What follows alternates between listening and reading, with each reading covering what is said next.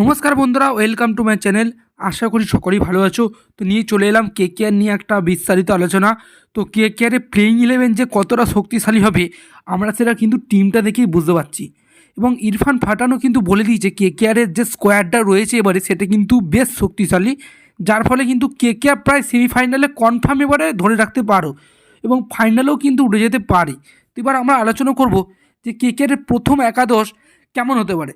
তো বর্তমানে আগের বারের থেকে জানা যাচ্ছে যে জানা যাচ্ছে না, আমরা দেখেছি যে ইম্প্যাক্ট প্লেয়ার রুলটা কিন্তু সৃষ্টি হয়েছে, তার ফলে কিন্তু বোলিং এবং ব্যাটিং উভয় ক্ষেত্রে কিন্তু দুরকম প্লেইং ইলেভেন দেখা যাবে। তো বন্ধুরা, প্রথমে আমরা ব্যাটিংয়ের প্লেইং ইলেভেনের কথা আলোচনা করছি। তো প্রথমে যদি ব্যাটিং ধরে সেক্ষেত্রে কিন্তু জেসন রয়ের সাথে ভেঙ্কাটেশ আয়ার ওপেন করবে। 3 নম্বর তার ওপেনের পরে 3 নম্বরে নামবে শ্রেয়াস আয়ার, 4 নম্বরে নীতিশ রানা, 5 নম্বরে আন্দ্রে রাসেল, 6 নম্বরে রিঙ্কু সিং, 7 নম্বরে সুনীল নারিন, 8 নম্বরে কেএস ভরত, 9 নম্বরে বরুণ চক্রবর্তী, 10 নম্বরে স্টার্ক এবং 11 নম্বরে হর্ষিত রানা। তো বন্ধুরা, কেএস ভরতকে এই জন্যই রাখছি এবং ইম্প্যাক্ট প্লেয়ার হিসেবে যখন কলকাতা বোলিং করবে তখন কিন্তু একজন ব্যাটারকে অর্থাৎ হয়তো রিঙ্কু সিংকে হয়তো তুলবে না, হয়তো ভেঙ্কাটেশ আয়ারকে যেমন তুলে নিল দেখতে পাচ্ছি, তার জায়গায় সাক্কারিয়া যদি ফাস্ট বোলিং পিচ হয়, আর যদি স্পিন পিচ হয় কিন্তু সুয়াস শর্মাকে নামিয়ে দিতে পারে।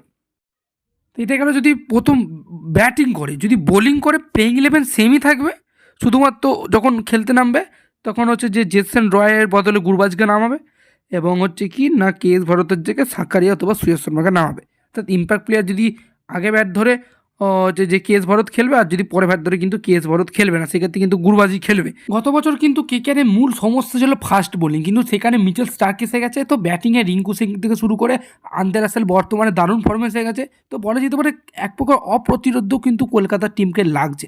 এবার দেখা যাক, পারফরমেন্সের ওপর বিচার করবে, আইপিএলের পরিস্থিতির উপর বিচার করবে। প্রথম ম্যাচ গেলে আমরা বুঝতে পারবো এবারে কেকেআর কেমন খেলতে চলেছে। তো আমি আশাই করবো এবারে কেকেআর ফাইনাল উঠছে। তুমি যদি কেকেআরকে ফাইনালে উঠতে দেখতে যাও তাহলে ভিডিওটিকে করে দাও লাইক, এবং চ্যানেলে কিন্তু নতুন হলে সাবস্ক্রাইব করতে একদমই হলো না। দেখা হচ্ছে অন্য কোনো পরবর্তী ভিডিওতে।